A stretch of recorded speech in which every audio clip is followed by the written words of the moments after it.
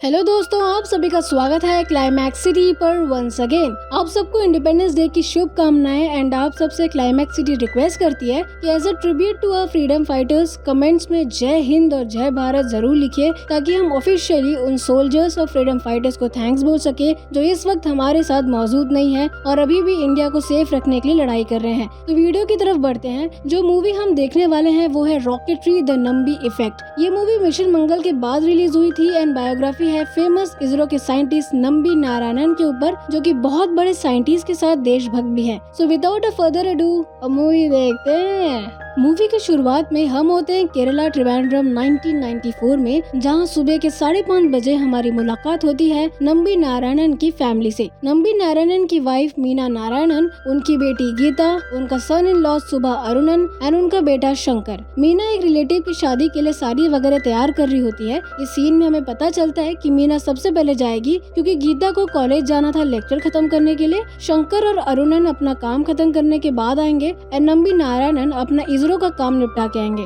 Next scene में हम देखते हैं कि न्यूज़पेपर में नंबी को लेकर खबरें छपी हुई है, जिसे लोग पढ़ के गुस्से में थे। न्यूज के बाद से अनजान गीता शादी अटेंड करने जाती है, लेकिन लड़की की मां न्यूज़पेपर गीता को देते हुए उसे मंडप से धक्के मार के बाहर करती है। यहाँ अरुणन को भी बस में पत्थर मारे गए, बट लकीली उसे कुछ नहीं हुआ। दूसरी तरफ मीना और शंकर के ऊपर भी हमले हुए। नंबी जो मंदिर में थे वो देखते हैं कि पुजारी उन्हें दिया छूने नहीं दिए, और जब वो बाहर आ रहे थे तब पुलिस उन्हें बेरहमी से मार के हथकड़ी पहना के पुलिस स्टेशन लेके जाते हैं। क्या न्यूज छपता है ये हमें बाद में पता चलता है। सीन शिफ्ट होता है और हम होते हैं प्रेजेंट टाइम में, जब इसरो ने मिशन मंगल को अंजाम दिया था। हम देखते हैं कि एक टेलीविजन इंटरव्यू हो रहा है जिससे होस्ट कर रहे हैं फेमस एक्टर शाहरुख खान। आसपास जितने भी लोग प्रेजेंट थे सब नंबी के बारे में जानने में इंटरेस्टेड नहीं थे, प्लस उनके बारे में बुरा भला बोल रहे थे। माइक फिटिंग की वजह से नंबी को सब सुनाई दे रहा था, बट वो कुछ रिएक्ट नहीं करते। लेट हो रहा था, इंटरव्यू अभी तक स्टार्ट नहीं हुआ, इसलिए मिस्टर नारायणन हड़बड़ाते हैं क्योंकि वो इस शो के थ्रू लोगों को अपने साथ हुए गलत को दिखाना चाहते हैं, प्लस उन्हें सामने लाना चाहते थे। इसलिए मिस्टर खान भी, जो उनके इस बिहेवियर से इरिटेट थे, शो जल्दी स्टार्ट करवाते हैं। इंटरव्यू के स्टार्ट में मिस्टर खान सबसे पहले उनसे विक्रम साराभाई, जो मिस्टर नारायणन के मेंटर थे, उनके बारे में पूछते हैं। ये क्वेश्चन से नंबी काफी ज्यादा खुश होते हैं कि एटलीस्ट कैंडल वाली बात पहले नहीं पूछी गई। मिस्टर नारायणन अपनी बैक स्टोरी बताते हैं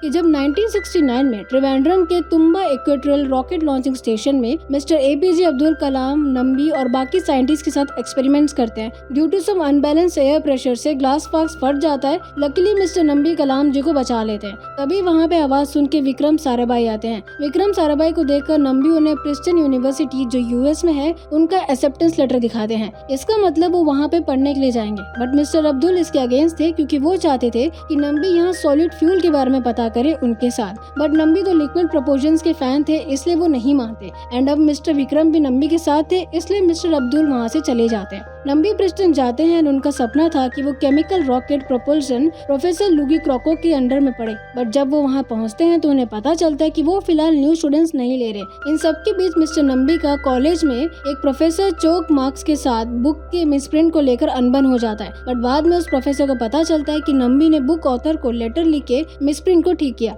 इस बात से सभी स्टूडेंट्स नंबी के फैन हो गए थे। देन एक रात मिस्टर नंबी क्लब जाते हैं, जहाँ उनके दोस्त से पता चलता है कि प्रोफेसर क्रोको की वाइफ काफी सिक है, इसलिए वो न्यू स्टूडेंट्स नहीं ले रहे।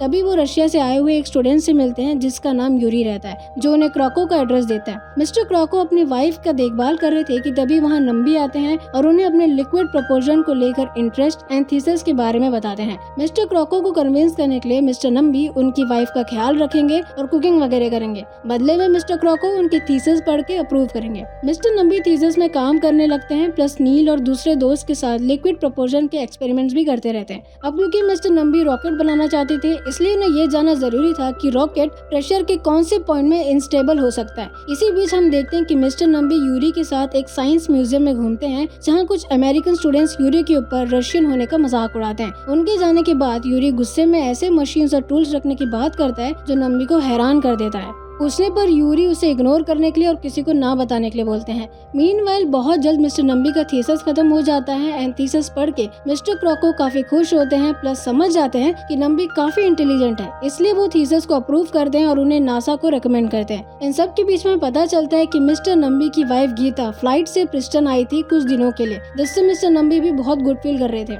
यहाँ प्रोफेसर क्रोको के रिकमेंडेशन को फॉलो करते हुए नंबी फाइल वगैरह लेके नासा ज्वाइन करने के लिए जाते हैं। नासा में मिस्टर नंबी की मुलाकात होती है ईगन स्कॉट से, जो उन्हें वेलकम करते हैं। देन उन्हें अमेरिकन साइंटिस्ट बैरी अमलदेव से मिला जाता है, जो उन्हें 3 मंथ्स के फेलोशिप के लिए मुबारकबाद देते हैं। नासा नंबी को अच्छी हाई रेटेड सैलरी दे रहे थे विद ऑल फैसिलिटीज। नंबी ये सारी बातें अपनी वाइफ को भी बताते हैं और यहाँ इसरो में नंबी के नासा ज्वाइन करने वाली बात पता चल जाता है, जिससे विक्रम और सतीश दोनों डरते हैं क्योंकि अमेरिकन ऑलरेडी हर चीज में आगे थे एंड अच्छे इंडियन साइंटिस्ट को सैलरी देकर अपने साथ जुड़वा लेते थे। इसलिए विक्रम एक बार नंबी से इस बारे में सोचने के लिए बोलते हैं एंड इसरो के साथ ज्वाइन करने के लिए बोलते हैं, बट वो उसे उतना सैलरी नहीं दे पाएंगे। नंबी और कुछ नहीं सोचते हैं, नासा को ठुकरा कर वो इसरो के साथ ज्वाइन करते हैं। विक्रम उन्हें लिक्विड फ्यूल्स पे वर्क करने के लिए बोलते हैं क्योंकि सॉलिड फ्यूल्स का डेवलपमेंट ऑलमोस्ट है, बट लिक्विड फ्यूल्स के स्टडीज के लिए उन्हें दूसरे साइंटिस्ट के साथ यूरोप जाना पड़ेगा क्योंकि रशिया और चाइनीज तो उन्हें अलाउ नहीं करेंगे। देन 3 मंथ्स बाद नंबी स्कॉटलैंड जाकर क्लेवर हुई से मिलते हैं, जो सीईओ थे रोल्स रॉयस के। क्लेवर काफी दुखी रहते हैं क्योंकि उनकी कंट्री ने इंडिया पाकिस्तान को अलग किया था।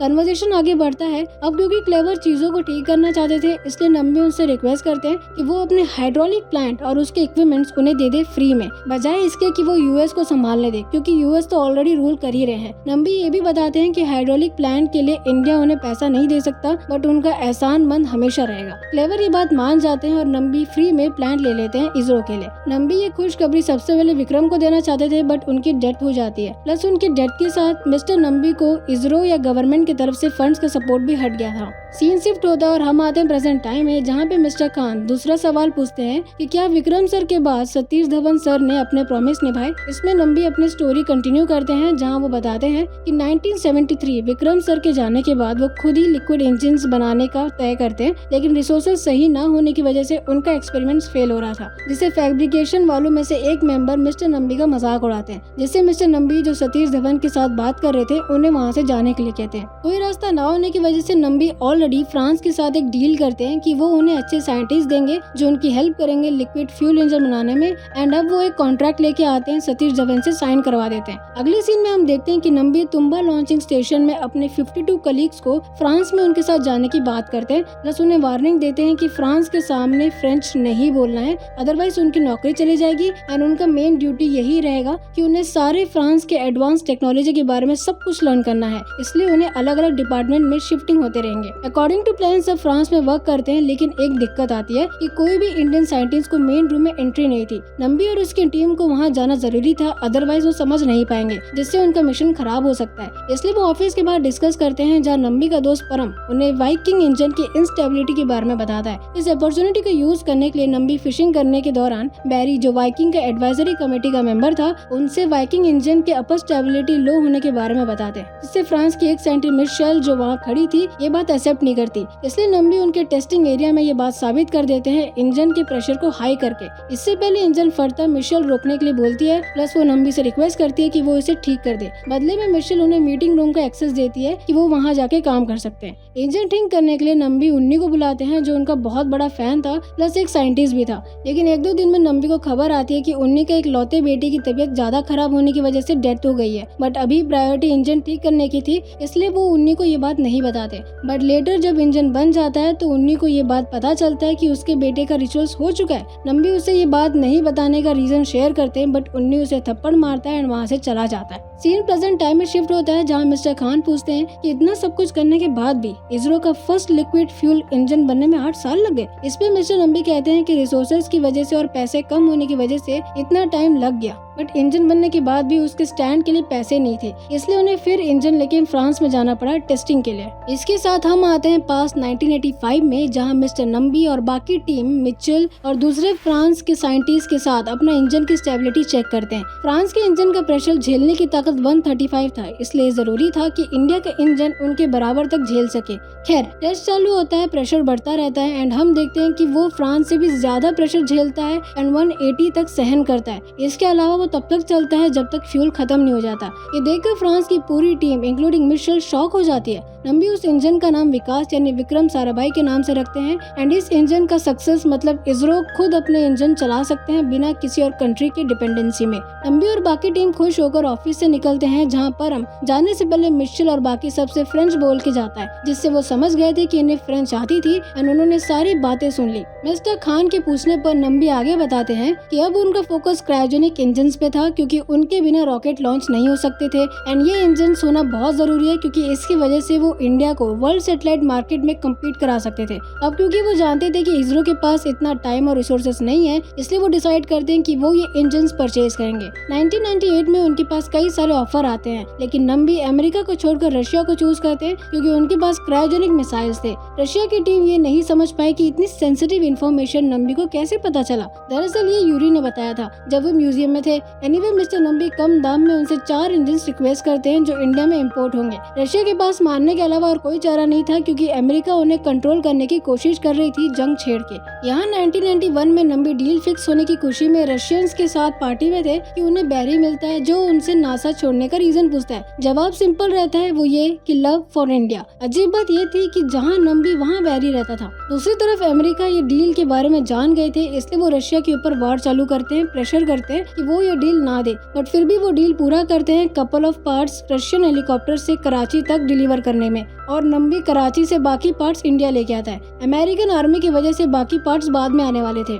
प्रेजेंट टाइम में मिस्टर खान और बाकी सब ये सुनकर हैरान होते हैं और उन्हें इस बात के लिए अप्रिशिएट करते हैं। इसके बाद स्कैंडल वाली बात आती है। इंडिया वापस आने के बाद नंबी बाकी पार्ट्स को असेंबल करने की कोशिश में थे कि 1994 में उन्हें अरेस्ट किया गया। नंबी को एक गेस्ट रूम में ले जाकर कुछ करप्ट ऑफिसर्स उन्हें मारा एंड टॉर्चर किया ताकि वो झूठे इल्जाम कबूल करे। एंड वो इल्जाम ये था कि उन्होंने मरियम रशीदा नाम की लड़की जो पाकिस्तान की थी उससे सेक्सुअल फेवर्स लिया एंड उसे इंडिया के रॉकेट सीक्रेट्स भेज दिए। नंबी समझ गए थे कि ये झूठा इल्जाम है, इसलिए वो ऑफिसर्स की बात नहीं दोहराए, क्योंकि उन्हें पता चल गया था कि वो टेलीफोन में स्पीकर्स लगाए हैं ताकि जैसे ही नंबी उनके वर्ड्स रिपीट करे तो रिकॉर्ड किए हुए वर्ड्स को तोड़ मरोड़ के उनका कन्फेशन निकाले। बट वो अपना मुंह नहीं खोलते और सारे चार्जेस डिनाई करते रहते हैं। ज्यादा चोटों की वजह से नंबी को हॉस्पिटल लेके जाना पड़ता है। यहाँ पीएम नायर जो कि सीबीआई में थे पूरी केस की जानकारी लेते हैं, जहाँ उन्हें मरियम का झूठा इल्जाम समझ में आ गया था। इसलिए पीएम नायर इंस्पेक्टर गोपाल जिसने नंबी को अरेस्ट किया था उन्हें बैठने के लिए बोलते हैं, प्लस सुरेंद्र, मरियम, फौजिया और राजशेखर को अंदर बुलाते हैं।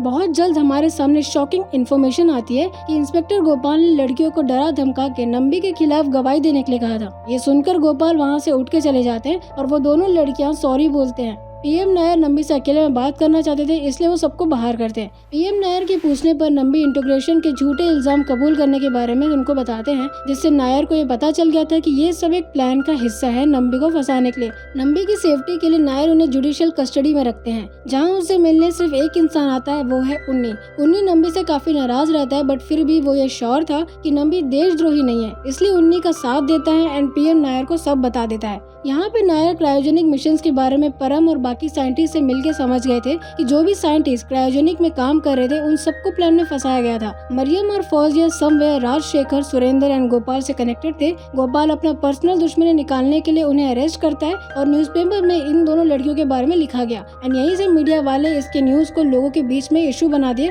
ताकि स्कैंडल हो। स्कैंडल का फायदा लेकर डिपार्टमेंट्स अपने प्रॉब्लम सॉल्व कर रहे थे एंड पॉलिटिकल पार्टीज आपस में दुश्मनी निभा रहे थे एक नतीजे में पहुंचने के लिए।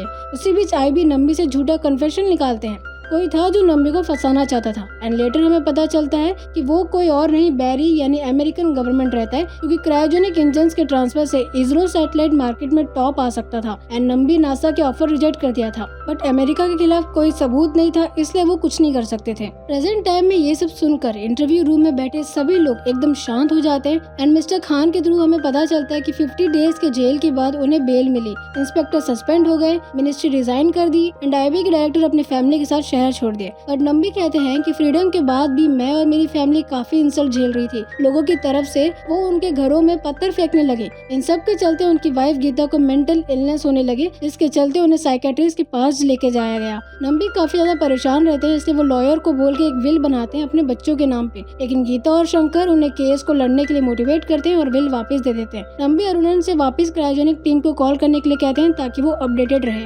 1996 में नंबी बचे कुछ साइंटिस्ट से मिलते हैं हैं जिसमें अरुणन भी शामिल थे, जहाँ उन्हें पता चलता है कि उन्हें क्रायोजेनिक इंजन के बाकी पार्ट्स मिले ही नहीं नंबी के अरेस्ट होने की वजह से। सभी क्रायोजेनिक इंजन बनने की बात करते रहते हैं कि जिसमें उन्हें 20 साल लगेंगे, लेकिन तभी उन्हें मिशन मंगल के बारे में बात करते हैं जिसमें सॉलिड और लिक्विड इंजन की ही नीड रहेगी, बस उसका थ्रस्ट थोड़ा सा बढ़ाना पड़ेगा। अब क्योंकि ये न्यू एंड यूनिक टेक्निक रहता है इसलिए यूनिक की बात सब मान लेते हैं। देन एक दिन जब नंबी और उनकी फैमिली एक शादी अटेंड करते हैं तब उन्हें फोन आता है जहाँ उन्हें पता चलता है कि सुप्रीम कोर्ट ने उन्हें इनोसेंट प्रूव किया है एंड उन्हें 1 करोड़ कंपनसेशन मिलता है। शादी में सभी लोग इंक्लूडिंग उन्हीं उन्हें रेस्पेक्टफुली हाथ जोड़ के खड़े रहते हैं। प्रेजेंट टाइम में हम वापस आते हैं जहाँ मिस्टर खान मिशन मंगल के बारे में बताते हैं एंड अरुणा के प्रोजेक्ट डायरेक्टर बनने वाली बात शेयर करते हैं एंड ये भी बताते हैं कि नंबी को अभी तक 10 लाख ही मिले, इसलिए नंबी ये चाहते थे कि उन्हें पूरी रकम मिले ताकि कोई उन पे शक न करे कि वो देशद्रोही थे एंड वो ये लड़ाई बाकी सबके लिए लड़ते हैं जो इसी सिचुएशन को फेस किए हैं। शॉकिंगली थोड़ी देर में हम देखते हैं कि हमारे सामने रियल नंबी नारायणन सर बैठे थे जिनके आंखों में आंसू भरे हुए थे एंड उनके साथ सभी लोग रोने लगते हैं। ये सब सुनकर मिस्टर खान सबकी तरफ से, पूरे देश की तरफ से उनसे माफी मांगते हैं, लेकिन वो माफ नहीं करते क्योंकि ऐसा करने से सब ठीक हो जाएगा, जबकि ये सच नहीं था। नंबी सर इंटरव्यू रूम से जाने लगते हैं जिससे सब उन्हें रेस्पेक्टफुली खड़े होकर विदा करते हैं। मूवी के एंड में हमें रियल फुटेजेस दिखते हैं कि नंबी सर को पद्म भूषण मिल रहा है प्रेसिडेंट रामनाथ कोविंद से उनके इसरो में कंट्रीब्यूशंस के लिए। ये काफी प्राउड वाली मूवमेंट रहता है नंबी सर और उनके फैमिली के लिए प्लस पूरे देश के लिए। एंड इसी के साथ हमारी मूवी यहीं खत्म होती है। सो गाइस, ये था हमारा आज का वीडियो। आई होप आपको ये एक्सप्लेनेशन अच्छा लगा होगा और अगर अच्छा लगा है तो मेक श्योर कि आप इसे लाइक करें, शेयर करें, अपने फैमिली फ्रेंड्स को सब्सक्राइब करें और कमेंट करना मत भूलिएगा। मिलते हैं नेक्स्ट वीडियो में, तब तक के लिए जय हिंद, जय भारत।